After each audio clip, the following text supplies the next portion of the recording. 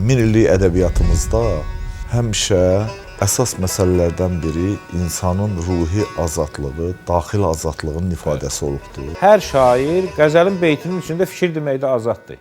Amma sonunda mütləq gəlib rədifə bağlanmalıdır. Dövr avazda klassik ədəbiyyat inciləri muğamın sehirli sədası ilə qovuşur. Qəzəlin sözündə gizlənən duyğular muğamın sədalarında canlanır.